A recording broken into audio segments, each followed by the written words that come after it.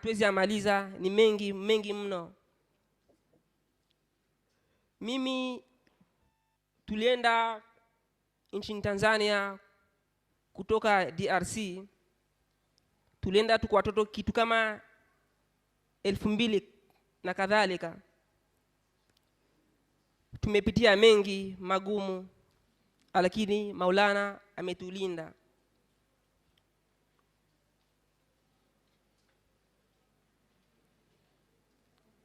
Mimi si kupata nafasi ya kukaa na Wakristo. Mimi nimeishi na Waislamu peke yao. Waislamu ndio nimekaa na wao, sijakaa na Wakristo.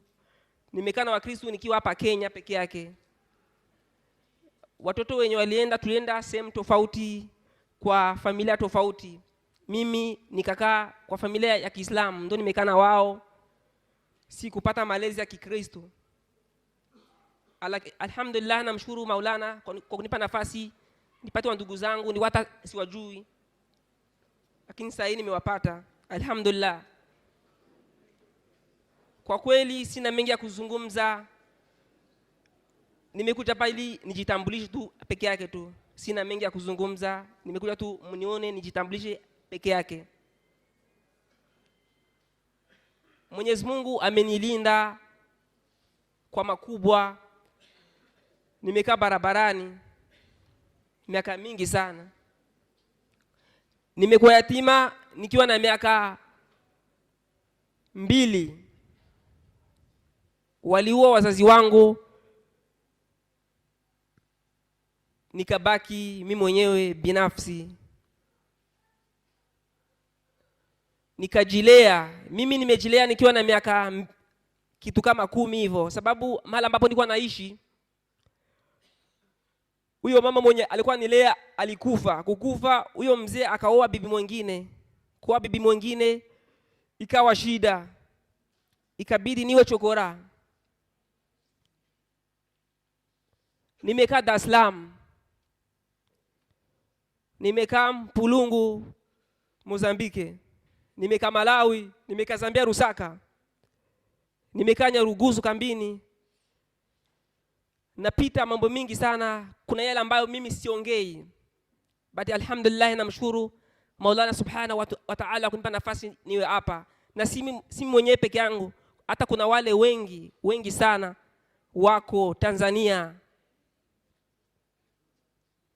Kuna Wakristo, kuna Waislamu pia hapo ndani, sababu au twaje mijango itandukanye. Tumeenda mahali tofauti, ndio maana kila mtu akona thakatha yake. Mimi niko na thakatha tulislamia, mwingine akona thakatha ya Bakristo. But alhamdulillah Mwenyezi Mungu ndo ulinda mtu, na kila mtu akona imani yake. Mkristo akona imani yake, Muislamu akona imani yake, na imani inalinda mtu. Na imani ya mtu inalinda mtu.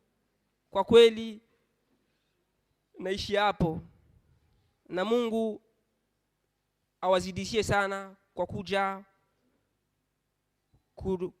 kushiriki kwa shiriki letu na wenzetu hapa. Asante sana.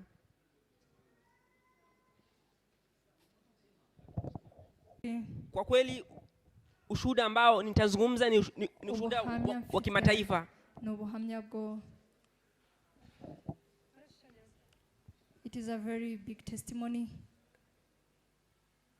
Kama namna nilivyozungumza, as you know, I have already said, mimi ni mmoja wa wale wameenda. I am among the people who were kidnapped. Mimi nimekufa nikafufuka. I have died and have resurrected. Nimekufa nikafufuka. I have died and resurrected. Niko hapa kwa ajili ya Maulana subhanahu wa ta'ala. I am here because of the Almighty God. Sintazungumza mengi ama yote kwa ujumla, but kidogo tu. Words, I'm just saying few. Sababu ya muda. Because of time. Wameua wazazi wetu. Our parents have been killed. Watoto wenye wamebaki wakawachukua. The children that have remained, they have been captured. Hapo ndani palikuwa watoto wa kiume na watoto wa kike. Among it there were boys and girls. Tumepelekwa nchini Tanzania. You have been taken to the country of Tanzania. Kwanza tumepelekwa place inaitwa Rugufu, ilikuwa ndo camp ya kwanza Tanzania. Rugufu, it was the first camp that we went into. Mwisho tukapelekwa Nyarugusu. Lastly, we were taken to Nyagusu.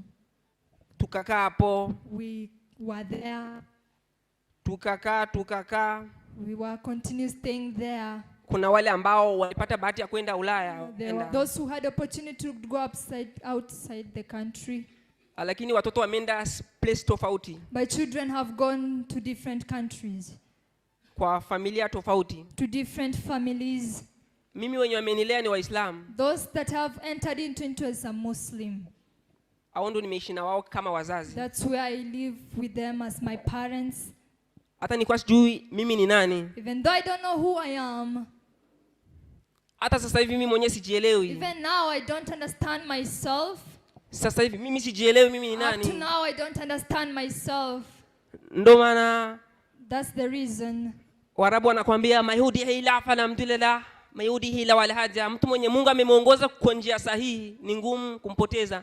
Na mtu mwenye Mungu ameweka kwa njia mzuri ni ngumu kumpeleka kwa njia mbaya. When God has led you, it is very okay when you go in the right way, but when you go in the wrong way, it is also kwa kweli ushuhuda wangu ni mrefu sana. So my testimony is so large. Ni mrefu kabisa. It is very big. Lakini nitazungumza kwa ufupi. I will speak in short. Kwa wale wenye wamenilea, those that have raised me, sikupata nafasi ya kukaa na wao. I didn't have a chance to be with them. Huyo mama wa kwanza mwenye alinilea akwana nilea vizuri sana. The first one who used to raise me, the first mother couldn't raise me so well. Akaoa wa pili. And then he got married to the second one. Huo wa pili, the second one, hakunipenda. Didn't love me. Hakunipenda kabisa. She didn't love me at all. Hata nilikuwa namuomba pesa ya shule ananinyima. I could just ask for the money of fees and she used to refuse. Lakini ilibidi mimi mwenyewe nijisomeshe sasa. So it made me to just educate myself. Mimi primary nilikuwa najisomesha mimi mwenyewe. I myself in primary I just educated myself. Na chakula pia najitafutia mimi mwenyewe. Also food I just find it on my own. Lakini mambo hiyo ilitendeka nikiwa na miaka 15. But all those they happened when I was 15 years old. Sababu niliona maisha ilikuwa shida, ikabidi niende nchini Dar es Salaam. Because life was hard, I had to go to Dar es Salaam. Nilifika Dar es Salaam. After reaching in Dar es Salaam, na niko mtoto mdogo naomba kazi ninyimwa kazi. I was still a little child, so if I could go to work, sikupata mtu kunipea kazi kabisa. No one could offer me a job. But mwisho nilikuja kupata kazi. Afterwards I came to find a job. Kazi ya kuuza maji. Our work of selling water. Kuna maji wanafunga kwa There is water that they tie. Kwa karatasi hivi. Tie in a paper. Ya baridi mtu anatembeza hivi. We just walk with them. Nilipata hiyo kazi. I got that work. Nilifanya hiyo kazi kitu miaka kama 3, miaka mitatu. I did that job almost 3 years. Miaka mitatu nilifanya hiyo kazi. After doing that work for 3 years. Maisha ikawa ngumu sana. Life was so hard. Maisha kuwa ngumu. After life being hard, ikabidi niende nchini Malawi. It was necessary that I go to Malawi. Nilifika Malawi. After reaching in Malawi, nikatafuta maisha ikakataa. Nikatoka Malawi nikaingia Zambia, Rusaka and Zambia. Rusaka maisha ikakataa. Life was still hard. Nimetembea place mingi. I've been to many places. Nikitafuta maisha. Looking for life. Saa zingine chakula sina. Sometimes I don't have food. Kupata nguo shida. Finding clothes it's a problem. Lakini kitu yenye nazawaomba. But something that I am requesting. Ukiona mtu ni chokora kwa barabara usimdharau. Someone is just a street boy, don't. Labda ni ndugu yako. Maybe it's just your brother. Mimi nimehangaika sana. I have suffered a lot. Sana. A lot. Sikujua kama nazavaa kiatu kama hii. I didn't know that I can wear this kind of shoe. Lakini sahi alhamdulillah namshukuru Maulana. But now almighty to God I thank him. Nadhani nitaishi hapa I think I'll wind up here. Sababu ya muda. Because of time. Kwa matare. Wogo kwa matare. Na watambuke. To also come forward.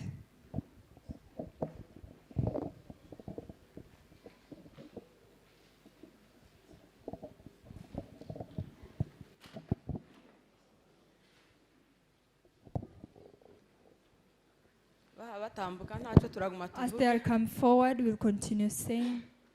Uyu munsi ni umunsi ugoye. This is a very difficult moment.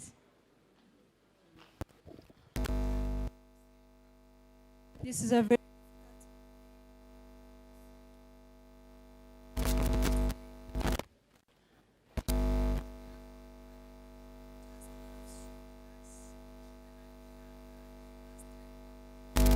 not feeling Ariko uyu well. munsi ko ndumva nacitse intege. But today I am weak, Ariko turihangana but we'll just kuko feel tuzi help. Imana Because you know God, kandi dufite ibyiringiro ko tuzabasanga aho and we bagiye. have hope that we'll see them. Mu ncamake In few words, in ko summary, badusabye kugira vuba because they have helped us to be quick, twavuga we can say, kandi umuntu aza yumva yovuga and someone just feels you want to say, to ariko talk. reka tugire vuba But let us hurry. kuko bagumye kubivuga It has already been said. muri ico gihe muri iyo minsi At that time, in those days, iwacu mu Bibogobogo kwa Matare Bogobogo kwa Matare, twari abantu navuga ngo batazi ibintu know a lot of things. wari umunsi wa gatatu dusenga Praying. twari dusanzwe dusenga It was a usual thing, praying. hari ubwoba bw'amakuru Fear of those bad news. yuko igihugu kitameze neza The country is not good. wari umunsi wo kwiyiriza It was a time for fasting. tuja mu rusengero And we went to church habaye nko mu masaha y'ine saa tatu at 11, at 9. nibwo amateraniro yatangiye That's when the service started. abantu bakomeza kuza People continued coming. igihe tumaze kugeramwo tutari bake And we were many. nibwo igitero caje That's when the people came. kidusangamwo They find us there. twari abantu batari bake We were not few people. babona harimo abantu They saw there are people. bafata abagabo They took men. babashira ukwabo They divided themselves differently. ndakeka ko umuyobozi wacu umushefu ntiyari ahari uwo munsi I think our leader, the chief, was not there that day. batangira kubabaza aho ari kuko bari Started bamuzi asking where he is because they knew him. barabasobanurira aho They ari. explained. bababaza ibintu byinshi They asked a lot of questions. tugeze aho ngaho At that moment, barababwira ngo they told them, kuki muza mwanga ko dushakana what makes you not for us to intermarry? barabasubiza And they answered, barababwira ati twebwe they said us, tuzobica we'll kill you, aba bagabo all these men n'abana bato and the little children, ariko but aba bakobwa banyu these your ladies, your girls, mwanze kuduha kubw'ineza you refuse to give us in a peaceful way. tugiye kubashaka We are going to marry them. aho ngaho twamye tugira ubwoba At that moment, we felt fear. twari tugize ngo wenda nyine baratwica twese We hamwe thought they will kill us, all of us together, kuko bari babiteguye as they babigambiriye had planned and wished for. ariko batubwiye gutyo But the way they had said it in that way, tugira ubwoba bwinshi we felt fear in ourselves. n'abasaza bagira ubwoba We bwinshi are afraid, and also the elder men. nibagiwe kwivuga I forgot to introduce myself. izwi ku izina rya Nyaribuga niryo baza I'm abantu called benshi Nyaribuka. That's how many people know mpamvu ya me. yayandi ya Chantal. I can say it, I'm Chantal. hanyuma Otherwise, batubwiye gutyo niko nari mvuze when they said that, that's what I'm saying. nari umubyeyi mbyaye rimwe I was a parent with one child, mfite umwana mutoya a little child.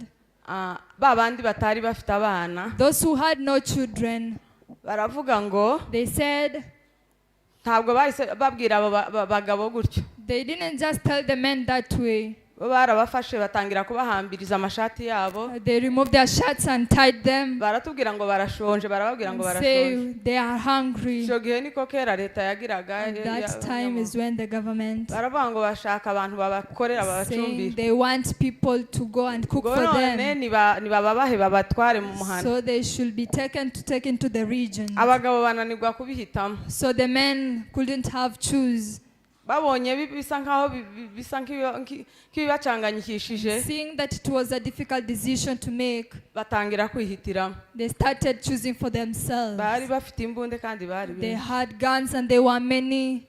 bagagenda noneho nkuko mwicaye They went just the way you're aya masura seated. yanyu All those faces, bakareba they ubashimishije see who is beautiful. n'umugore n'umukobwa A woman, a girl, bagahita bamutunga imbunda they just point a gun at bakamubwira ngo you. nahaguruke They say, stand up. washaka kwanga ufata abandi If you can't, do you want bagahita to stand bakubwira ngo haguruka and ku neza say, stand up in good bavuga ati peace. nimushaka You munyicire say, hano kill me here just. barabatwara They took them. ariko baravuga ni muhumure ni ugutera Otherwise, they say, just feel ease. Just, barabatwara batwaye nk'abantu nk'icumi just ubwo cooking, just go, 10 of them. babagejejeyo After reaching there, hari nko mu masaha 8 zari zigeze natambutse byinshi almost 2, I've already skipped a lot of things. umwe muri bo One among ko them, mu masaha 11 almost like 5 p.m., niyo watubwiye that's when one said, ko muragira ngo bagiye guteka you think they have gone to cook? bya bindi bavuze ntabwo ari ibinyoma That's what they have said. It is, they are not lies. batangiye kubishyira mu bikorwa They have already started putting it to babajanye actions. ku mashuri They took abahazi them to the cyangwa aho schools bitaga ku bitaro byo kwa Kanosi or in the hospital of Kanus. abandi babajana ahantu hakurya ku kandi karenge umuhana wahekeraga Others, they took them to another end ngo of niho hari region hirengeye bari kwicungira because umutekano that's where they could protect themselves. babacamwe ibice bibiri They cut them into 2. They uwo divided mukobwa into 2 yagarutse pieces. That woman came. ndikumva noneho mvuga ibintu byose I feel like saying everything. aratubwira ngo igituma She ngarutse told us the reason N'ubu I've come aracyahari. back is ngo because uwantwaye the person who took me, ngo asanze ndi mu mihango y'abagore he found me that I am on ngo my nicyo gitumye periods. ndekura That's the reason. ngo ariko abandi bashize But others, they have been killed. tugira ubwoba We felt afraid and fear. turababara We felt pain in ourselves. araza And then she bwari came. bwije It was at night. baradufata They took us. batujana mu ikanisa batuvanya mu They ikanisa removed us from the church. batujana mu nzu ndakeka ko ari zitatu Took us into a house. I guess Abagore, there are 3 abagabo women nabo and men. bo kera bari babakuyemo inkweto They have already removed their babakuramo shoes. imyenda yo mu gituza Already the shirts were batangira off. kubaboha gutya inyuma Then amaboko. started tying them at the back. babajana mu yindi nzu And then they took them to another house. buba burije And then it was night. bafite ukuntu urubyiruko rufite ukuntu ruza rwikubira ahantu hamwe Youth have a way of just putting abakobwa themselves bakamera together. batoya nk'abaja hamwe ku ruhande rumwe Like the little ones, they go to one kumbi bo nicyo side. cyari icyifuzo cyabo Because that was their wish. baja mu nzu imwe cyane They went to one bo house. barabibona cyane They could see it. iryo joro At that night, habaye nko gushinjwa there were people who were slaughtered. ariko But Imana ari hari God was there. iyo nzibutse When I remember, Imana yarandinze God protected me.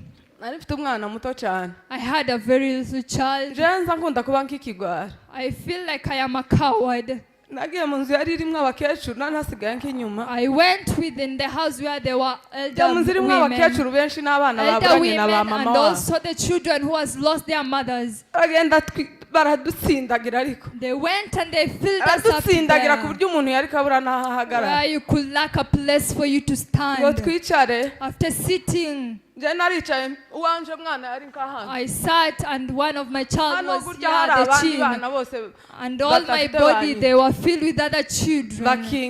bariko bakingira inyuma And then they locked bagakinga bonyine n'intuzi at the back. They locked with a padlock. bakatubwira bamwe ngo turabica They told us ngo among you turahita once we ngo begin, ngo nta n'urusasu rwanje gopfa ubusa say no, ngo one mfite of my ikibiriti zari bullets. inzuzi byatsi We have a ngiye matchbox. kubarasa We are going ngiye to kill you. gutwika We are going to make this tukagira place to fire. tukagira ngo niko bigenze noneho thought tukumva that's urupfu how niko it is. dushaka cyane The death is what we want, noneho but again, ubwo ngubwo ntibatwica at that time they didn't kill us. abana bagumye uma At that time there bavuze was induru ngo a nitubahe amazi yo thirsty. They kunywa said, give us water, bavuze we induru iryo drink. joro ngo nitubahe They amazi yo screamed kunywa that that night those children ukabona will give umwana them water to ararambutse drink. You see a child icyuya has come up, kubura uko sweat. twiyagambura We couldn't have a way to turn ourselves. ndibuka hari umwana umwe twabonye asa nk'upfuye I remember there was a child who was like sinibuka fainted. umukecuru hari mu mwijima wahise I akora ku can't rusenge remember. An elder person looked at them amanura umwumbati wumye and then removed a arawukanje cassava and gave it to aziringa him. umwana mu kanwa gutya And then had to make the child to eat umwana it. ahita ahembuka And then the child had ariko to iryo joro come back ryose to baraye life. batubwira ibyo bintu That time they continued nje saying nari all ndi mu those nzu irimo things. abakecuru I benshi was in the house where I was bakaza filled with gushaka elder abatoya women mu mwijima coming to look for the young ones bakaraba at bakagenda night. bumva abafite amabere They y'ikumi could just see where they could kugira ngo touch you. bakurubane bajane Feeling hanze breast of our own. If you are elder, they take you. iryo joro si twe twabonye At rishya that night, we couldn't see when it has come morning. It was our wish. byarakeye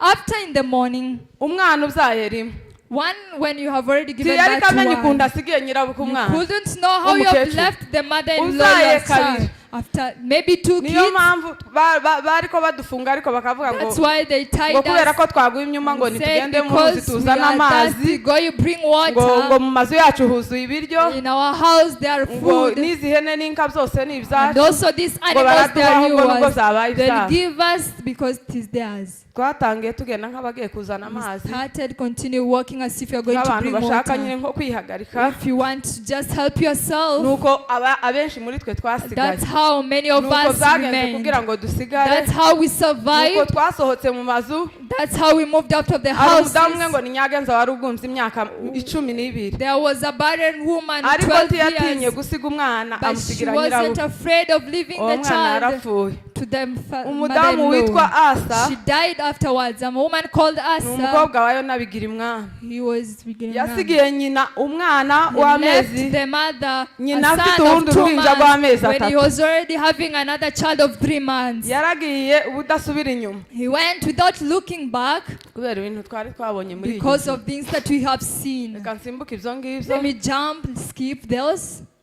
baramanutse twebwe twagiye They went when we have already Twarahunze. gone. We went, we abandi ngo fled. bamare nk'iminsi nk'ingahe Others have spent nibwo 3 babamanuye days. ibaraka It's when they brought them in Varaka. barabajana They ariko took ngarutse them. gatoya ubwo ntaragenda Before, data uko yari ashaje cyane father-in-law was so old. yarahumye He was old and he was blind. ndiyuka nabonye basa nk'abamusohora iwe I remember when batamuhambiriye he was brought out nshaka tied, kumufata ngo mwereke ahantu gutya wanted inyuma y'inzu to catch him so that we can show him the back of baraje the house. bakubita urushi They came and slapped me, ngo nindeke inzoka said, leave that snake. ngo nubwo ishaje yo komana Even though he's old, he can. ngo nindeke inzoka Let's leave that snake. ngo ise w'inzoka ngo nayo ibe ari inzoka When you are a snake, your child is a snake. amurekura I left him. ahita agenda asitara I atabona left him when he was just going, akagenda couldn't apfunama see. apfunama He was just crawling. nabyo ndasiba He was crawling. I still remember that. barabajana They took babajana ibaraka him to Baraka. ngo bashike ibaraka After reaching, iho ntibasubiye gukora ibyo bintu byonyine those was not the only things that were done. baja kubica When they were about to be killed, noneho ngo baravuze ngo they said, reka noneho tuzatubambura ubusa let us undress them and make them naked. turebe uko ubusa We bw'abanyamurenge see how their nakedness Bagafata is ibiti, of Nyamulenge. They took trees. bakabisongoza They used to make them bakabibashingaho sharp. They used to just make you hari abagore handle it. batanu bagarutse 5 women ngo nje came back. sinagezeyo I myself, I wasn't Uwitwa there. Nyahinza, Nyahimbya, uwitwa nyahirwa Nyahirwa, nyamatungo na doroteya and Dorothea, na yoramu and Yoram. baragarutse batubwiye amakuru They said the news to us, ukuntu umuntu yasigaga umugabo how you could leave your husband n'abana batandatu and yoramu your yasizeho children. batandatu He had 6 uje ko children umuryango we bari barindwi because there were 7, the family. twabonye urupfu We saw the death tutarabona that we have never ubwo witnessed. batangiye kwica abantu After starting to kill ngo people, baravuze ngo muramenye they said, be muramenye aware, izi nzoka be z'abagabo zo aware, these snakes of men muzamuhonda umutwe unoge nka kujya ibishimbo beat byanogaga their mu mirima heads until they are muhonde fine. n'ukuguru ndikugere Beat their heads until they are mugerageze fine. ibishoboka byose Try all your best. amaze kwica abagabo urwo rupfu After killing the men that death, natwe hari abandi batatu there are also other 3 uwitwa petero called Peter n'undi mugabo ni data bukwe isa and nyarusalemu also father-in-law. umutware w'uriya mukecuru husband bari to bavuye her mu wife. biraro They were from their bageze heads. inyuma y'ibaraka mu muhana And the back of nabo ngo Baraka, babasanganije amasuka they found that there are swords babaha there. amasuka bariyimbira They gave them swords, they ngo had bamare to be kwimba there. babashiramwo They put them bakaza bababwira ngo nibitabike bonyine and said, just cover bari batatu yourselves. sinibuka petero na se wa I nyarusalemu remember Peter and that, simbanibuka uwundi but then I can't remember the other. barababwira ngo nibiyimbire They said, bury yourselves. babashiramo They put themselves ngo bamare there. bakaza babasingije amasuka ngo nibitabe ngo nibihagera And then they said, ngo just nabo barabona cover kubafasha yourself, akazi bury yourself and up to at the waist. nimwumve ibyo bintu Then we'll help you. They were hear such kind of words. imana idufashe May God help us. ubwo ngubwo At that abo moment, badamu those women, basize bisha abana babo their children were dead. basiga bisha abagabo babo They killed their nibo husbands. batubwiye ayo makuru They're the ones who told us those news. baratubwira ngo nk'umwijima mu gicuku They say at night in the abagore midnight, bisha abagabo cyane women, barabamara barabaherereza the men were, all of them, they ariko ngo were hageze killed. ku bagore But when they reached at the bakabakubitagura moment gusa ngo of bari barushe women, they just beat bakazavuga them ngo reka because they baje are kwiyakira tired, kuko ngo akazi saying, barakarangira let us, we have noneho finished the uwo work. badakubise mu cyiciro ngo Afterwards, if you're bapfe not beaten, udapfuye if you're not dead, ngo niho aho ngaho bageze that's where now it has reached a point. bamwe bakaza bagwa ku bandi People ariko bari bavuze ngo fell. abagore bo nubwo bosigara nta mpamvu People fell and said if women remain with ariko no ngo bagiye reason. kumara abagabo batarabarangiza But before the men were finished all, hahagurutse ngo bahagurukije umugabo umwe ngo ni muragizi one Yari man Muragizi. was stood up called Muragizi, ise wa serugo afite father to n'abanome hano Serugo. ngo bamuhagurukije He stood. yari manyana yiwe umuhungu wiwe yari yashatse umukobwa wa muragizi vuba aho ngaho They were family related. kandi muragizi yari aherutse gupfusha umugore Muragizi had already Ariho agishaka lost a uwundi, wife kandi and he has ntiyari already abari mu given ngo. again another wife. noneho ngo abone bahagurukije So if muragizi you see that the Muragizi has already been ngo told to aravuga stand up, kuko nyine abagabo said- bose ngo barashize tugiye say, gusigara all men are now going to be killed, you are going to ngo remain. yarahagurutse He stood up. ngo yaragurutse kandi yari umugore munini He stood up and he was a very baramusumira huge. And then he hugged. bamukuye mu nda When he fell, she Bahise fell in the bafata stomach. icumu. They took the sword. bahita babahinguranya And bombi then all of them together, it ngo was bahise bagwa igicucu passed through. And then they all uwo died mugore yari there. amuha atubwiye amakuru That time that woman yarambwiye told ngo iwe bahise the news, bamugwaho all of them, they were just, ahita they agira ngo fell unto bagira her. ngo nawe yapfuye amaraso yabo iwe ntiyigeze azana n'agasebe Because of the blood that Aravuga ngo, covered her, nicyo cyamukishije amaraso yabo it was the one that covered, so she survived mu that rukerera ngo way. baravuga ngo reka bagerageze At the bumve ko midnight, they hari said, abakiri bazima let us see if ngo there batabazukiraho bakabica who urwo are still rubozo alive. niko niko barokotse That's when they survived. baraza They urabona came. umuryango ungana gutyo You can see this kind of family. tabapfira gushira You don't die to ubutabera finish. buturengere May the innocent and abana aba justice be benshi bari done. zarinda abandi baravutse nyuma Many were like this and others were born nubwo afterwards. bimeze gutya tuzabaho Even though it is this way we will live. nihanganishije ababyumva ari ibya mbere Condolences to those who are kandi listening for the first tuvuze time. incamake And I'm saying in twavuga summary, tukavuga byinshi we can say and say many, ariko but tubifurije umuzuko w'abera we request rest in peace. tuzababona We shall see them mu ijuru in heaven. nimuhaguruke nabo tubibuka abo kwa Let us stand up, also remember them.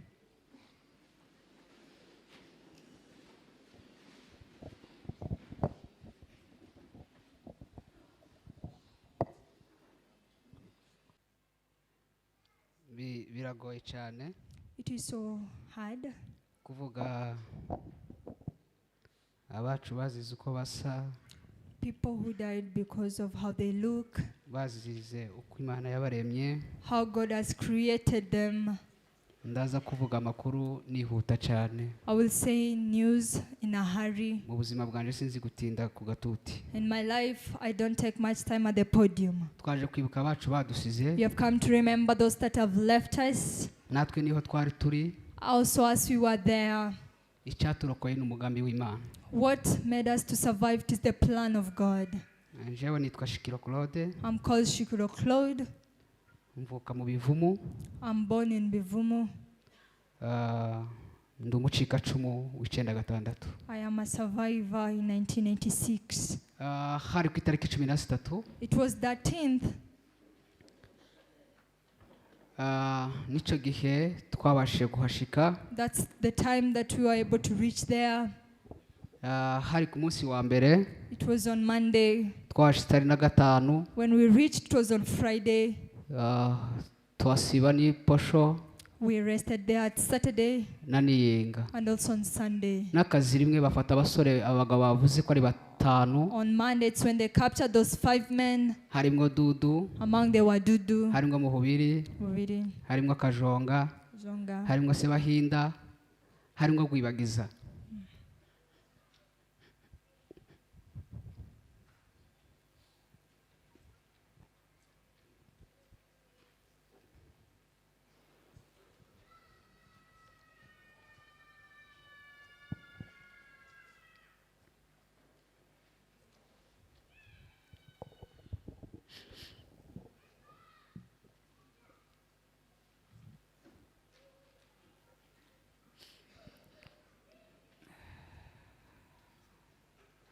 Barabafata. They captured them. Babashoreza inka bajana kwa Mbogo. Together with the cows, they took them. Aho natwe tukiraho. Where we were still there. Twahamaze hafi nk'iminsi 4 cyangwa 5. Almost 4 or 5 days we spent Ijoro there. ryane. At night, that's the night.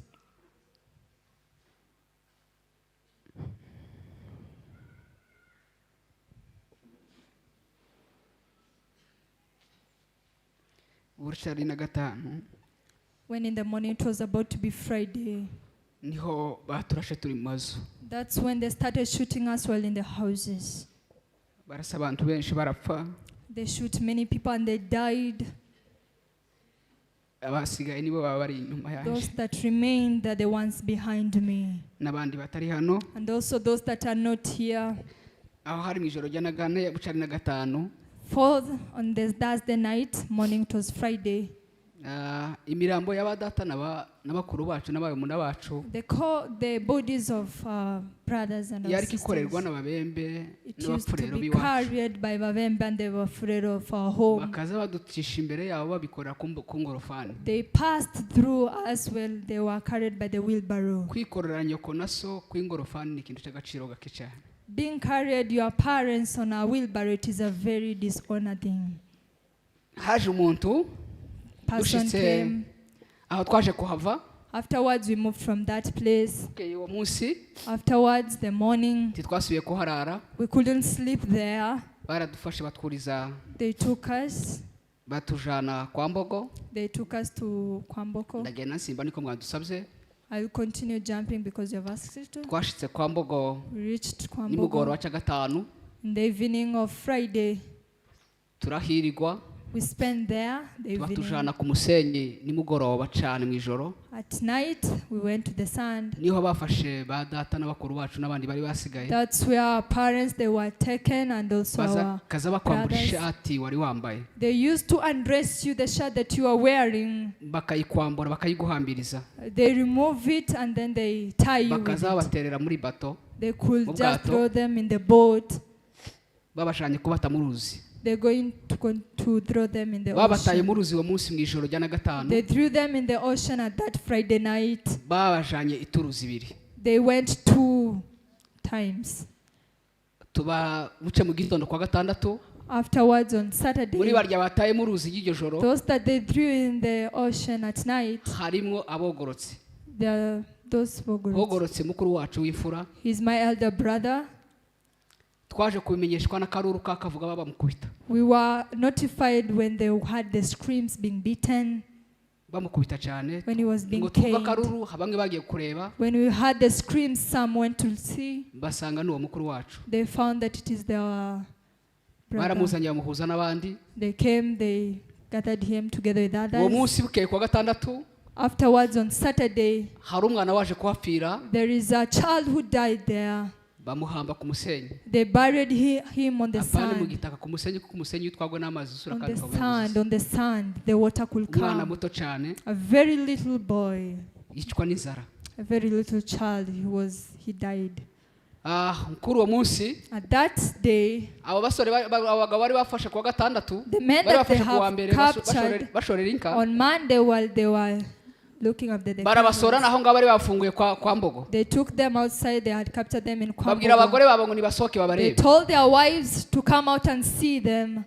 barabasohora barabareba abagore babo They saw, their wives saw them, barabapepeye babasubizamo and they waved goodbye, and then they went back inside. twaje kuvaho We moved from there.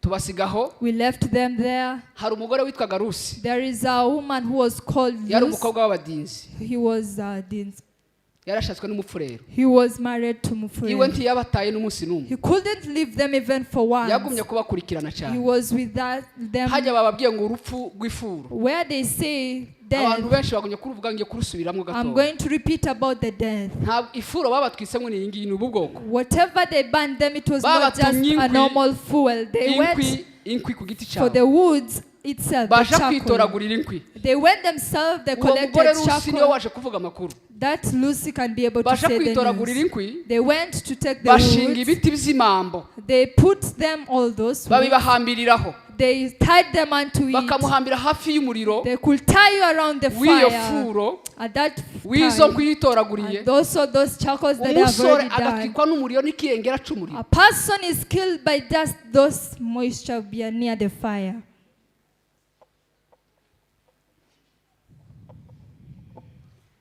hari abantu benshi batazi urwo rupfu There are many people who don't know that kind of ntabwo twagiye death. turubaza cyane And also as we went ariko asking a umugore lot of yaruvuze neza time. cyane But that woman said it so well. kuguhambira bakakwegeza ku muriro To be tied and you are being brought near to the fire ugeze ucikana until you die.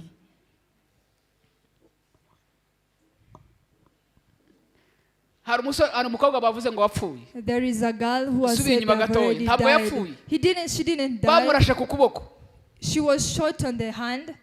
ni mushiki w'uyu mwana The sister to this girl. tambuka sha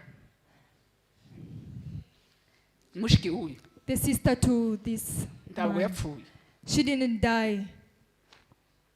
bamurashe ku kuboko She was shot at the hand. tumusigaho We ku left rwego. her there. banga ko tumutwara They refused that we carry n'undi witwa her. nyamanyamba And also that another one Bamurashe called hano Manyama. mu They rwasaya. shoot him almost here. banga The ko neck. tubatwara ko ntibari bababaye They cyane refused because to take them because they were not babagira saying abagore babo much pain. ntibigeze bapfa They made them their Kandi wives nyuma baje because they're kumenyekana aho bari dead. And cyane. otherwise, they were known that they were not dead. ikindi kintu baduje Another kudukura aho thing, ngaho after removing us from there, dusiga abakuru bacu we left our elders, babishe urwo rupfu our brothers, which they iyo niyo died that furo kind babasha of death. gusobanura cyane kugira ngo That's ubashe the kuzumva death that I can be able to ni urwo rupfu describe. bapfuye That's the death that they uwo mugore ni died. urwo rupfu yaje kutubwira nyuma That woman is the woman who told kuko about twebwe the twari turi aho death. ntabwo turindiriye Because gupfa us, we were Ariko just iwe yari waiting to hafi die. yabo. But she was near them. niyo makuru yabo yatubwiye Those were the information that we received badukura from her. baratujana They took us batwuruza bato with the boat. batujana We went to a boat. They took us uvira Uvira. batuzaniye They brought us. biswi umuntu akazamuhereza biswi imwe They used to give hari you biswi zera za two kera biscuits. badushikiriza ku ruje niyo yatuzaniye iyo biswi They brought us a biscuit n'agakombe k'amazi and also a cup of water. ako gakombe k'amazi baduhezaga nta muntu n'umwe utararwaye icyo gihe Cup of water. Everyone felt Kuko hari sick harimo at that umwanda time mwinshi. because there was a lot twari of twapfuye germs. n'inzara We were so hungry. baje kudukuraho Afterwards, they removed us from there. hari umusirikare There was a policeman, an officer. hari umugabo witwaga aje gusaba He kugira ngo went batwice to ask so that to request they baravuga kill ngo us. umusore He wese said every kuva ku mwana w'umuhungu from the person, the child who is a baby, bamukura aho no ngaho imbere ya longer ba nyina breastfeeding, they remove them from their mothers batujane baje kutwica to take us so that they can kill us. badushikanye ntibatwemerera They were not allowed, we were not allowed. abasirikare bari batujanye ariko batugirira nabi That officer, they were doing so bad things to ntibemera us. kudutanga They aren't allowed to kuko nabo bari give us bafite imigambi yo kutugirira nabi because they also had plans of doing niba bari bad to bateguye us. urupfu rwo kutwica They had planned the plan of killing us. undi nawe agasaba urundi rupfu rwo kuza kutwica And also other one was requesting to kill Baratwimana. us. So they refused to give us. Bamaze to us. kutwimana. After refusing to give out us, haza umusirikare mwe hagarara hejuru An officer one stood up. agiye kuturasa When he was about to shoot twese us, aho ngaho kuri iyo all of us at that stand, aho uvira kuri boda aho uvira kuri there in the border of Uvira, aho ngaho kuri ku kivuko there in Kivuko, kuri Poro Paul, agiye kuturasa ari hagaze hejuru when he yacu was about to shoot us, he was out up us. n'Imana yadukije sino bangwa umuntu It wadukije is God who protected kuko us. nubundi niwe wari wamaze kwica It badata is God who saved us. nta gitangaza cyari kigiye kubamwo It wasn't a miracle that was going kuko to n'abambere bari happen. babishe Because also the first ones, they had already been baje killed. kudukura aho ngaho They took us from there.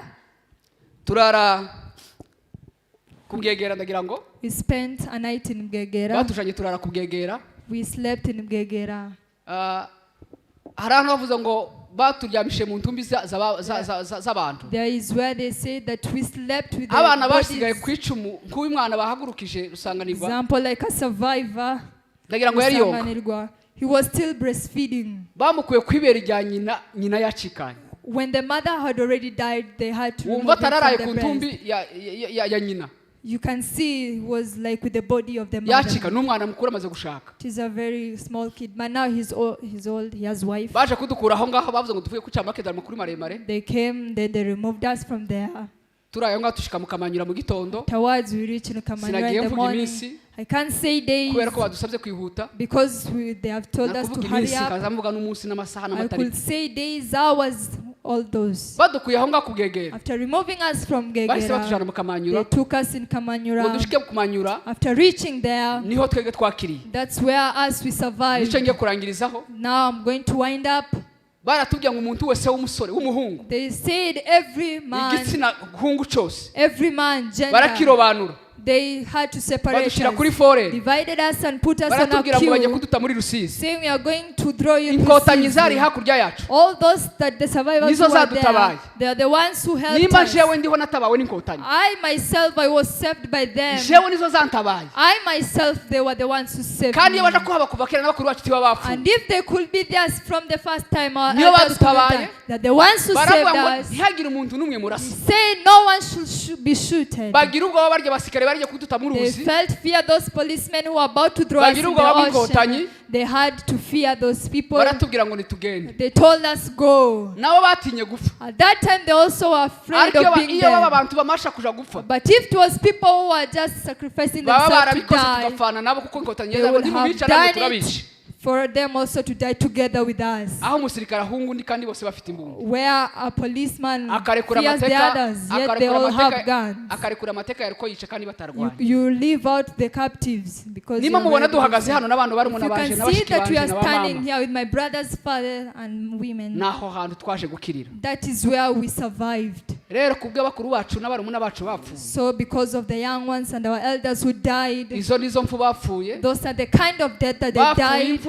z'agashinyaguro They died a very horrible death. hari ahantu bari batuboheye There is a time where they had captured us. abacu bamaze kubarasa mu rweba We were captives after shooting all on haza killing. abapfurero baza kudusanga aho twari turi Bapurero came and find us where we are. hari nk'umupfurero witwa ngo ni There Tanga was a Mfurero called Vitam. yari afite icumu gikijabo He had a sword in his akaza hands. agikubita hasi ku He mupanga used to just put it on that umupfurero sword on a w'iwacu mu gem. muhana Him himself, aratubwira ngo natwe araza of the kutwica same region, he told us he'll come ahagarara to ku kill nzu us. twari twahungiyemo natwe bari He badushizemo was in the same house that we were abapfurero within. b'iwacu tuzi n'amaso Furero, the ones that we know with our eyes. n'ababembe batujanye kuturinda Remember, and also the ones who came to niyo protect us. batwishe urupfu They were the rw'agasinyago ones who killed us a horrible nimba death. turi hano If we are here, dusabye ubutabera we want justice. abantu bose batugire nabi Everyone who has done us bad, baracyabaho kuko natwe they are turacari still living because you're also living. nta rubanza baraciwe They haven't been judged yet. abasore bari hano The youth who are here, abagabo bari hano the men who are nubwo here, ubutabera buzoducira urubanza justice must be done. turacyafite amaboko yo kwirwanyira guhabwa Still igihugu have cyacu hands for us to fight for our ntacyo country. twadukora hano There is nothing that we are doing ntawe here. uzotuburanira There is no one that will justify us. tuzokwiburanira It It is us ourselves jewe to nazaye abana justify us. batandatu barahari I have 6 children. abo one barahagije Imana here. yarabampaye Only 6 and I'm muze dutahe satisfied. tuje gushakisha ubutabera Come, bwacu let us go to find our justice. kandi tuzobuhabwa And again we shall be given jewe to ndi them. umurevera pasiteri wavuga I am a reverend. Mfite ikanisa, saying mfite this. amakanisa. I have a church. I have churches. igihe cyo kurengera ubutabera Every time to justify. tutagiye kubutakira no kubusanga iyo buri If we can't go and find wherever it is. no kutadusanga aho And twapfiriye also not finding us where we have Ntibazadusanga died hano. on. It won't find us here. badusanga aho twapfiriye They'll find us where we aho have niho died. tuzoshakirisha ubutabera That is where you'll find justice. mukaturenganura That's where justice kugira ngo will duhabwe igihugu judgment us. cyacu. So as we can be given Kandi our abatwice country. baracyahari. And those who have killed us are still Abapfuye alive. rero. Those who died, mbifurije umuzuko wa I leta. wish them a Hari good umunsi rest in peace. tuzobasanga. There is a day that we'll find them. Imana yo We'll mwijuru go unto them. God in idufashe kandi heaven izokomeza to kuturinda help us and protect us. n'ubu iracyaturinda Until now, is still protecting us. reka mbasabe nanje Let me request. ndabizi ko mwabibutse I know you have remembered them. kubwo kwibuka abiwacu bose For bapfuye remembering all those who have died, bapfuye urupfu rubi who have died a very horrible death. reka mbasabe mu zubahiro byanyu Let me request you in your honors and value. mumfashe muhaguruke Help me and stand up.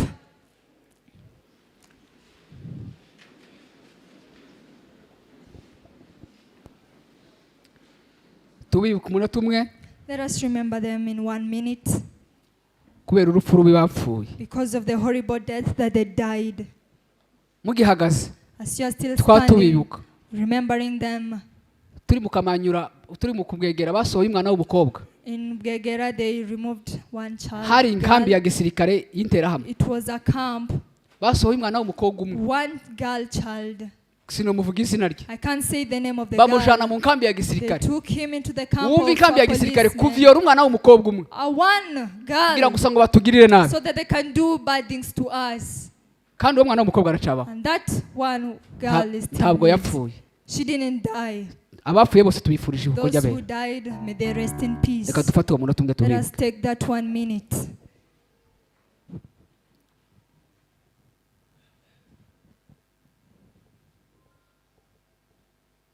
murakoze imana ibaheze umugisha Thank you so much. May God bless you. Imana ikomeza abavandimwe. May God strengthen the brethren. tuza kubwira ababyeyi bari hano To tell the parents who are here, b'abagabo n'ababyeyi b'abamama women and men, n'abana bari ahangaha kugira ngo twese kugira ngo and the children who are present tuje here, guhagarara muri iki cyicaro mu magambo makeya tuvuga nabo babe bari to ahangaha stand, to come forward. The few words we'll say, they also be here. ubwo rero turabarinze kugira ngo muhaguruke So we are waiting for you to come reka forward. rero dukomeze ku buhamya bw'ibyatubayeho So let us continue giving the testimony together. twavuze ngo bivume mwese muhaguruke Bivumo, all of you, you can come forward. n'amagaja nimutambuke kuko ubuhamya bwacu bwese Namagaji, hamwe. all of us, our testimonies are together. nje nitwa Serukundo Ngiriyoni I'm called Serukundo Girion. ndi umuturage wo mu bivumo I am a citizen of Bivumo. amagambo menshi bagiye bayavuga I'm a civilian. Many words have already been said. ariko mu minsi yabaye mu 1966 In 1996, mu kwezi kw'icyenda in September, habaye urukurukuru kuko intambara ihari there was war that happened. abantu ngo buce rero haza kuza intumwa ya shefu kuko Afterwards, bamuvuze they came a servant, the one who was sent, as they have already been said. kuko amaze kutubwira kuko akwiriye kuja kuturindira hariya mu rweba After telling us that he was going to protect us there in Gweva, kuko mu bibogobogo hari hamaze gufatwa because in Ivogobogo was already captured, abantu benshi bari bamaze guhunga All nje of uvuga nari people ahantu hitwa ku kabara niho had nanahunganye already n'inka fled. I myself, haje kuza I was looking ise wa after iri him. hose ariwe marehemu nyine ise wa afterwards, shikiro the Shikiro father to him came, arambwira ngo inama yuzuye kuko tukwiriye kumanuka kugira ngo saying tuje the kurindirwa meeting mu has rweba come so that you should go down there.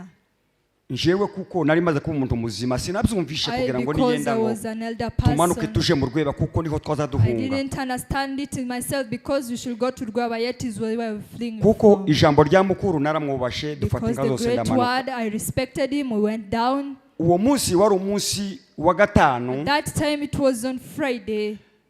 tumaze gushika nasanze kera abantu bamanutse After reaching, I found already people have already gone ariko abantu down. babiri bari bamanutse bari bitse mu Rweba But two people who had already reached in hari Rweba, hise pasiteri Rusingizwa Pastor Rusingizwa hika na pasiteri Rugendibonga and Pastor Rugengibonga. abandi bose bari bakiri mu misozi Other hagati ones, they were still in the hills. bamaze gushika rero barara ahantu hitwa ngo ni mu Tubondo After reaching, they slept in a place. ngo waze kuba mu mugoroba In the evening, Sebagabo umugabo w'abadinzi wari uri hariya kuri Selagabo, ubu nyine atuye Amerika now he lives in America, adutuma tumwe aravuga ngo abatabazi bamenye kuko hari ikibazo cyabaye rero bavuze ngo abantu baguma aho ngaho kuko gave us an information that people have already been bishoboke here kuko badutabara because the help might come. rero byabaye ngombwa kuko bavuga ngo tuje kugarura So abantu it was a must that we got to bring back the people. mu bamanutse nari mbarimo Those who had already gone dusanga down, abantu there was bose a man baraye mu that Tubondo usibye abo bagabo found babiri people bitse have already slept on that hill. mu Bubembe twari turayeho umushefu Remember, he was the chief. namuganiririye amakuru I yamanuye told him all the news that have made ndamubwira us ngo to come ubwoko down. bwacu ntibumenyereye Say kurwara our malariya tribes is not used to be sick of malaria. rero ikibazo gihari So kuko the mwavuze ngo problem muturinda is, because you've said you'll protect us, nimutuzamurire abayobozi kugira ngo baturindire you hariya must lead haruguru us to protect us where we are. kuko igihe cy'ibaraka abantu barashize kuko Because at the bari baba Baraka, people were killed. bishwe na malariya They were killed because of malaria. yarabyumvishe He had it. ahagurukana n'abandi bagabo babiri Stood together with two men, ahagurukana n'uwitwa Mutayibara with one called Mutayima. ahagurukana n'umugabo witwa Sabahinda mukuru wanje And also my elder brother. baragenda bashika mu Rweba They went and they reached in kuko Gweba. bari bafite intego zo kutumara Because they had the aim of finishing us. shefu murumba yahise arababwira ngo ubu nyine ko muritindira Chief amaboti Ataitan ari ahangaha told nimuze us, mudasigwa n'abandi You kuko should kabera come, yamaze all of you, kugenda not to be left out when others are going. twebwe tubonye bamaze kugenda twahise dufata All umugambi wo of kuvuga us, ngo when you have seen them already tuzamuke gone, we said the plan, let us go also up. turazamuka kuko twari dufite abakecuru n'abana Up because we had women and elder people among us. turara mu musozi hagati We slept in the middle of mountains. hanyuma rero Afterwards, mu gatondo turarenga mu the bivumu morning we saw haza kuza umugabo w'umupfu rero kuko batatwifuriza amahoro they came a Furero because they don't wish us aturuka peace. mu nzira iza mu magaja iyo uvuye mu magaja uzurengaho cyo ukarangiza He bivumu was coming from Magaja. If you stand, you can see Vivumo. akoma induru aravuga ngo He screamed and said, barya bafashe abanyabibogobogo those that have captured those Ngabi in nyuma Nyabugogo, yanjye baraje, they are namwe here baje at the kubakorera back, they are ibyamfura mbi. coming to take you also. umuntu yaza amanuka akakinga agatoki asubira kandi kumanuka Person will just go back down the hill where they have come from. kuko tutaza tubona umwanya wo kurya njyewe nari naciye ahantu nagiye guca ibisheke Because we couldn't have time to eat, I had passed somewhere to take sugar canes. ngo ngushike mu muhana nsanga nta muntu uhari After reaching at the region, I ndabaza found ngo there ese is no byagenze one. gute niki I cyabaye asked baravuga ngo abantu myself, bose kandi what has basubiye happened? bamanutse Where kandi has everyone gone? I found they have already gone. hanyuma rero twarakomeje kuko pasiteri yabivuze muramza Continue as the pastor has already turagenda said. tuja kuri Nyagisozi We went to Nyagisozi, abandi be bamwe biwacu niho bamanukiye where our own had already gone down there. ngo haze kuba umunsi w'iyinga At Sunday, diyadoni arahuruka atuzamwo Donald came and then he avuga told us, kuko abantu bose bapfuye said bashize everyone was already killed and they are finished. turahunga twagarukiye muri kabembwe duhuye n'abatabazi Fled when we have already met with the people. ngo who tuhashike had rero been baratubwira ngo ese abantu banyu mwome mumenye reaching amakuru there, kuko bagihari they asked us, do you know that your people are still alive? nje barasubira barantuma ngo ugende urebe nimba amakuru nimba yuko abantu baba I bagihari was sent to go there back and see if the people are still nasanze alive. ise wa ndamahize abantu bose I found baramuzi the father to them, as everyone knows. ndamubaza ngo ese abantu barahari I asked, are there people? arambwira ngo inya abantu barahari He said, yes, people are there. usibye abo bahungu batanu nibo bashorenka nibo bagiye kwambuka Except those 5 men who have gone to look after the cattle. ariko abandi bose baracyahari But everyone else is still there. ndazambwira amakuru abatabazi I was informed and then I went to inform others. kuko bari bakeya cyane Because they were so, baragenda baja mu there bibogobogo were few, they went to Vivogovogo. ngo bave mu bibogobogo rero After moving from Vivogovogo, bapfuye rero mu bibogobogo they died in Vivogovogo. nibo bajanye uburakari bwo They are kwenyegeza the ones who went with the anger. baramanuka rero baja kwica abantu. They went and they started killing Abantu people. b'iwacu rero bapfuye umunsi wo kane bucara People gatanu. of our own, they died on Thursday. In the morning, it was on Friday. Jewe manukana abatabazi. I went with Gatavazi. Twari kumwe na se uyu mwana I was uyu nguyu with him. umwuzukuru wa Ndashiburwa. I was with him. Turamanuka ngo tuza gushika ku ikanisa rya Methodiste, After about to reach the Church of Methodist, dusanga hari we abasirikare. found there are policemen over Abo there. basirikare rero Those policemen, baratubwiye ngo se muri bande. they asked us, who are you? Ubwo ngo batubwire ngo turi bande, When they asked us, who are you? ntacyo twari tuzi. We couldn't. Turivuga turavuga ngo We said it uwari turi imbere yaravuze ngo twebwe turi inkotanyi. We say us, we are people. Nta kindi cyabaye, babaye kuturasa gusa. So they started shooting at Ubwo us. baraturashe baturasamo abantu babiri. They shoot us 2 people. Kuko twebwe twari abasivile ntacyo twari Because tuzi. us, we were civilians, we didn't Baba know rero anything. baraturengeje hirya. They took us, all of us, at a Baragenda side. bariko bahamagara babwira abantu ngo muri They hehe were muri calling hehe. people, where are you? Where are you? Ariko baza gufatamwo umuntu umwe They took among one wo mu bwoko person bw'ababembe, in among the tribe of Babembe, aravuga ngo abantu banyu and he said, your people, baraye bishwe. they have already been killed at night. Twumva agahinda kenshi cyane. We felt sorrow in our hearts. Ubwo rero haje kurokoka umuntu umwe niwe ngiye That kuvuga time, ngaruka aho only ngaho. one person survived. Yirukankira mu mirima aho twahingaga. Ran to the hills Witwa ngo where ni we were Radisi. playing. He was called Nyagisi.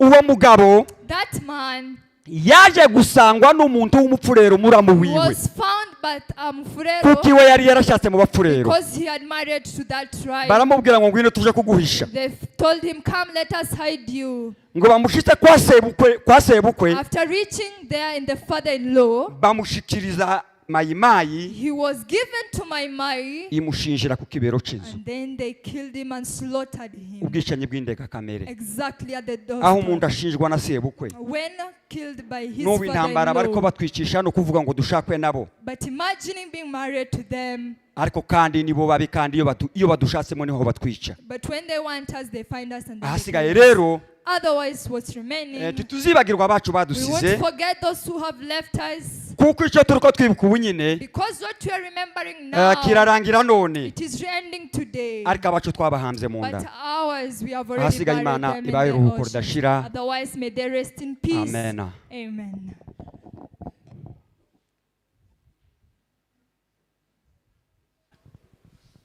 amazina nayavuze. I've already said my names. Nari ntuye mu karere ka Ibogobogo, I used to live in the region of Bogobogo. aho nakoraga umurimo w'Imana That's where I used to serve God, mu itorero rya Methodiste in the Church of Methodist, munsi y'ubuyobozi bwa Seritandaga Parasi. under the leadership of Serentanga Aho Degasi. niho nakoraga umurimo w'Imana. That's where I used to serve God. Ubu ndi mu gihugu cya Kenya, Now I'm in the country of Kenya. ndakora umurimo w'Imana mu itorero rya Gate of Peace. I'm serving God in the Gate of Peace, Ndiyobowe na Bishop Asa. led by Bishop Asa, Ndi munsi y'ubutegetsi bwa Reverend Nehemiah under the Nahaguruke. leadership of Reverend Nehemiah. Reverend Nehemiah Stand up. Nahaguruka ahari.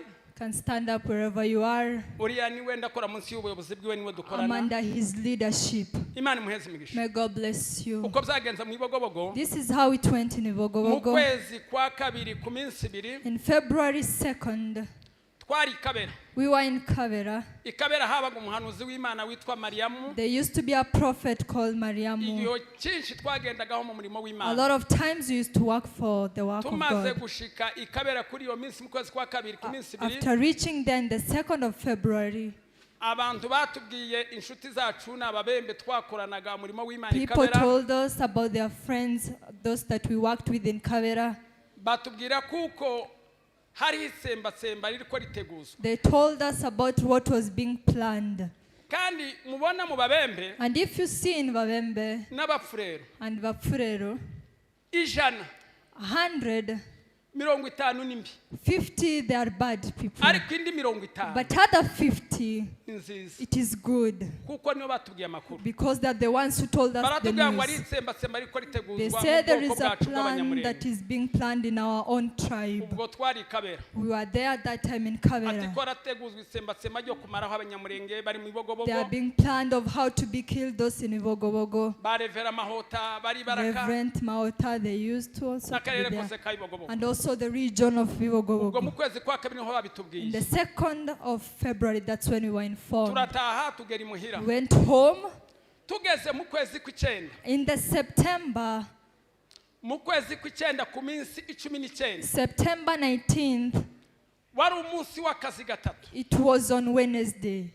ubwo muri iyo minsi muri amezi naciye aho hagati kugira ngo mbanguke All those months that have passed so that I can hurry nibwo up, nje nari ntuye mu igurupema ya Tanganyika it's when I was living in Tanganyika in kwa that group, shefu w'igurupema witwa Murumba in the chief, by the chief. ubwo ndetse amakuru agiye kuba yo kwanja When kudutsemba that time of those news of people being hari killed, hariho shefu de grupema witwaga Saramba there were a chief called Sarama. Saramba bamukuraho niwe Saramba, he was removed kuko shefu Saramba ntiyemeraga kuko ubwoko bwacu bwagirirwaga itsembatsemba because the chief of that time could not allow that to happen. kuko Saramba yari afite abajije biwe Because Saramba had his own people that will fight against them. Saramba bamukuraho Sarama, they removed him on the bimikaho leadership. shefu Murumba Then Chief Murumba was the one uwo to be shefu anointed. Murumba niwe wadukoreye ibintu bibi That bitangaje chief was the person who made us bad na things. shefu collectivité ya Mutambara ruhabanya And also the other chief, abo ngabo nibo bari mu Banyakabera those ones, they were the ones in Kavera. bamaze guteguza iryo tsembatsemba After planning the killing of us, shefu y'igurupema y'iwacu chief of our own group, aravuga ahamagara ubwoko he bw'abanyamurenge said and he called out the tribe of aravuga ngo Nyamulenge. intambara irabaye He said the war has come, ariko nje ndi umushefu but I am the chief. nzabacungira umutekano I'll continue to secure you.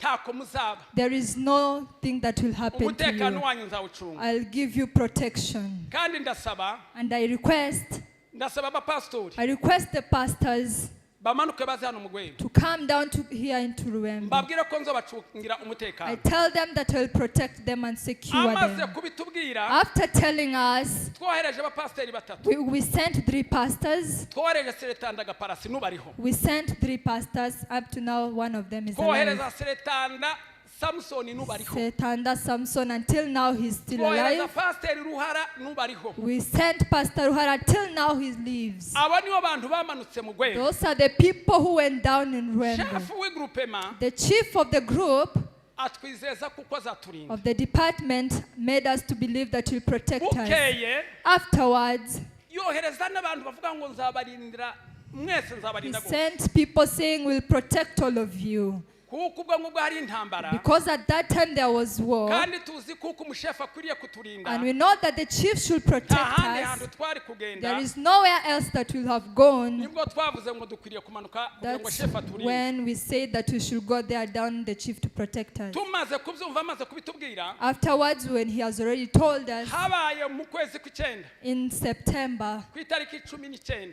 19th, 1996 1996, wari umunsi wa gatatu ni saa 5 it was on Wednesday at 5. kuko ibintu byari byamaze gupangwa epfo Because things have already been prepared there twebwe down, tutari twabimenye as we couldn't have known. uwo mwanya At that moment, je nari ngituye mu karere ka Magaji I still lived in the district of Magaji. nari umuze w'ikanisa w'itorero rya I Magaji was a leader of that church. mu gitondo ubwo ni saa 5 In the morning at 5, je nari nahuye inka I was in the abantu farm bazi mu bibogobogo heading, those who know in nari Bibogobogo, ngejeje inka ku gasange karangiza mu bibogobogo I was looking after the cattle. ngeze ku gasange ndangije bibogobogo Being in the center of Bibogobogo nibwo after finishing narangije it, intambara iturutse mu it's bibogobogo when I saw the war that was in bona abana bose Bibogobogo. bibogobogo bakwiriye I amarango saw all the children in Bibogobogo abantu have ko covered. barahunga. I see people are fleeing. inka za bibogobogo zari zihunze The cows, they were fleeing. bazigaruriye ahantu hitwa mu They Gisonga had to stop them at a place called kuko nje Gisongo. nari imbere Because I was in front, mbona bagaruye inka za bibogobogo I saw they have brought back the cows ubwo of nanje Bibogobogo. nagaruye izindi narindagiye It's when I brought others that I was nije wavugije induru looking mu after. Magaja I'm the one who screamed in babwira Vagaja, ko igihugu cyatewe saying that the country has already been Turangije. attacked. Afterwards, abantu barahunga people fled. abantu bakwira imisozi People fled. bamaze gukwira imisozi After fleeing, kuko twabonye nta handi twohungira because we saw that there is no other turavuga ngo rescue, dukwiye guhungira kuri urya mushefu w'igurupema we watubwiye ngo should go azaturinda to that person who said that will protect us, that chief. ni ukuvuga ngo imihana ya za magaja That's meaning all this region, Za Magaja,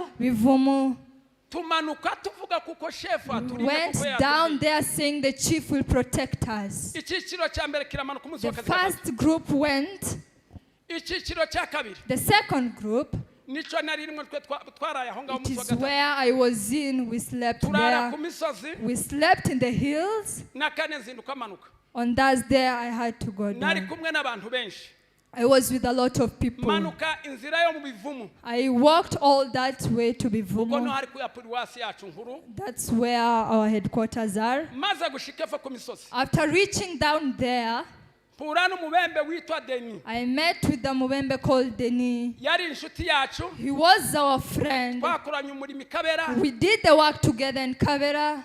mbona araje I saw that he's coming. arambwira ngo atumwe n'abagabo He babiri said, I have been sent by two men, atumwe na pasiteri muhanda been sent by Pastor atumwe na Muhanda munyamahoro pasiteri munyamahoro and the Pastor Munyamahoro. barambwiye They have told me kuko ibintu byagenze nabi that things are so bad, ati none uyu nguyu dutumye deni so that we have sent ni Deni. umubembe wa mugweba He's a Mubembe mu babungwe that lived in haruguru Mubembe, y'umuhanda up the road. aho ntihatuye That's where he lives. arambwira Told me ngo itegeko shefu y'igurupema yatanze the ni command that the chief has given is yari this. yatanze itegeko nijoro He has given an order at avuga ngo night ubwoko bw'abanyamurenge bwose saying the babwishe. tribe of Munyamulengo, all of them to be killed. ariko kuko twakuranye umurimo But w'imana because we have grew up in the Hari work of Kavera. God, there in Kavera, sinobona aho mupfa you cannot die. You cannot. none bano bantu bose So all of these people wari ufite that you have, basubiza inyuma take them back, kuko n'abandi bagiye kubica because others who have gone, they are going to be abo killed. bantu uwo mubembe amaze kumbwira All of them, after listening to that, ambwira kuko imitingi yose yarayibaye nijoro he said all the meeting has already been done Ndetse in muri uwo the, at mwanya, night. And at that moment, hariho n'umugabo warokotse aho there hantu is a man who survived. uwo munsi nawe ahunga witwa diyadoni At that time, a man called Diagoni. ntagora n'ubu ngubu arahari Agora, up to this time, he lives. n'uwo mugabo nawe wacitse uwo munsi ni umugabo uwo munsi bamwiciye umugore Even n'abana that victim, he was killed, and his family, rusanganirwa ari he hano his wife and Haguruka. Rusange is here. niwo munsi bica nyina w'uyu mwana It's the time they killed the mother. kahazi You can sit. arangije Afterwards, amaze kumbwira ayo makuru after telling me the news, aravuga ngo none ugenda ubwira abanyamurenge he bose said, go tell all the Mnyamulenge, ntiyagira umunyamurenge usubira kandi gungira kwa shefu no another Mnyamulenge to reach at the chief. kuko yamaze kuzitangaza kuko abantu bose bica. Because you are given out an order for all Mnyamulenge to be Narazamutse. killed. I went up. ndagenda ngera mu bivumu I went in Buvumu. ze abantu bose I took all the people back. ndagenda nja kuri nyagisozi I went in Nyagisozi. subize abantu bose Took all the people again back, mbabwira ngo umushefu saying to them, the chief, kurya yatubwiye ngo azaturinda when he told us that he protect us, bizabe biba kuturinda it wasn't about protecting bizabe biba us. kutwica It has been killing uwo us. munsi At that day, subize abantu all the people went back. uko niko byagenze I returned all the people back. That's how it went. nihanganisha abantu bose b'ibigobogo I condolences to all the kuko Vivogogo hari harimo people intwari because you are harimo warriors. abakozi b'imana They were leaders of the harimo church. abamama They were women. harimo abana They were mothers and children. ndabihanganishije Condolences, all of you. wahuye n'ibikomeye I tell you, be strong. mwihangane Be strong. abakecuru bari hano The elders who are here, abana bacu bari hano the children of ours who are here, n'abakozi bari ahangaha also the leaders who are here. ibyo ni ibintu byabaye muri bigobogo Those are things that happen bari in tuzi ngo Vivogogo. bari bakwiriye We kuturinda used to know that those who will protect us, nibo badutanze turapfa they are the ones who gave up us to be Ndabihanganishije. died. So feel condolences. imana ibafashe May God help you.